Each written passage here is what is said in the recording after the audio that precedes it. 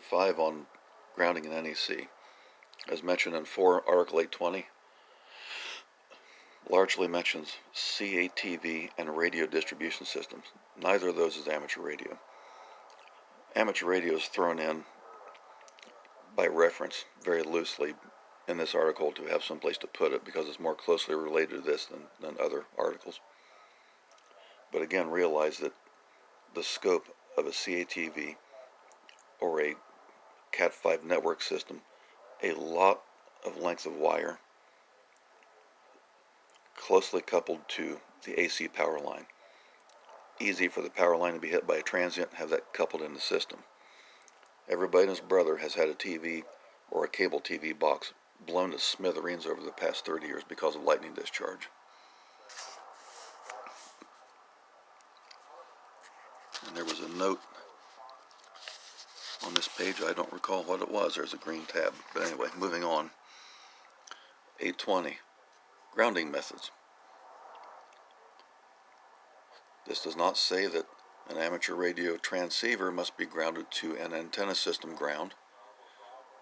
It doesn't say an amateur radio antenna must be grounded. It says that when it is grounded, this is the way it's done. It's important to get it in the right order. Here's a reiteration. Run in a straight line. Bonding conductor or ground electrode conductor shall be run in as straight a line as practicable. I saw an instance in Iowa where a tree was hit by lightning. 20 foot away was a power pole. That coupled over to the power lines, hit the ground wire, where the ground wire turned right and ran down the pole. The lightning discharge jumped off the wire and went down the pole. Whoever installed the ground wire was not competent under the electrical code because they bent the wire in violation of this principle. Never ever bend a ground wire. And the rest of this fritters away into communications and data systems and whatnot. And that is what's in here as far as amateur radio stations and grounding. The requirements stated to ground antenna towers, the requirements stated to ground for static discharge, which we found was necessary in the desert. My 20-meter vertical is the antenna itself is grounded, and on 20 meters I could hear a regular, about every second and a quarter, a snapping sound because of the corona discharge from the top of the antenna to the air. And everyone there had it. Here in this part of the country where we get 50, 60, 70 inches of rain a year, there's absolutely no problem with static discharge, so that doesn't really apply. But there is absolutely nothing in here that justifies Ham's claims that antenna systems must be grounded for lightning. It implies it. Maybe it's a nice idea, but I've already explained to you how that makes the antenna turn into a lightning rod, and it's counterproductive. It's also a problem for picking up noise. Realize that you're grounding an antenna that's going into a receiver that can pick up 1/10 of a microvolt signal in the same earth ground with a power system ground, which is noisier than all get out.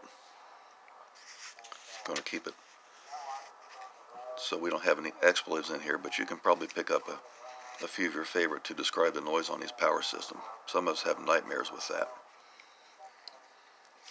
But what is commonly taught by grounders is opinion that is not supported by this code. Yes, they build a theoretical case for it. Yes, it makes sense. Yes, there's a code requirement, but the wheels fall off this wagon very badly when they fail to realize that this implies, and it's actually stated in a couple instances in here, but it's not obvious. This article implies communication systems on separately derived power, not a ham radio antenna going to a transceiver in your house. And there's a critical difference there that the grounders know nothing about.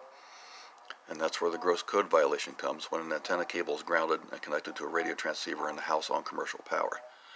Then all 4 wheels fall off the wagon at once. The concept of separately derived power, for example, is in a CATV system with an amplifier at the head of the subdivision. Come off the street into an amplifier head that's run off commercial power off the transformer at the entrance to a subdivision. Then that coax winds its way along the poles, or maybe underground or wherever it goes, to each service drop to each house. then that goes in and connects to a TV that is on commercial power in the house. There's no way whatsoever to properly ground and bond those two systems together. Let me go back to the diagram. Remember that one? This can't be done with an amplifier head at the entrance to the subdivision, which is here, and your TV here. Therefore, if there's a humongous lightning transient, there's a humongous voltage developed across these two grounds. And again, recall, there's a very long resistor between these two ground points, relatively low resistance. And yes, with an ohm meter, this bonding conductor might read several tens or hundreds of ohms, but realize that's not what's important. What's important is the inductance of that. And this is largely resistance, so when a very high current hits, it generates a very high voltage transient that's reactive. So these 2 points are not bonded together, and it is impossible to bond the CATV system amp at the neighborhood, at the street, to your TV. And that is essentially the source of why CATV systems get blown up so badly. That and the great deal of coupling between the CATV lines and the power service wires in the neighborhood. This article should be construed to include amateur radio repeater stations, without so much saying so. Repeater stations on separately derived power, maybe on battery. Repeater stations out remote, it's up on always on a high spot, always susceptible to lightning.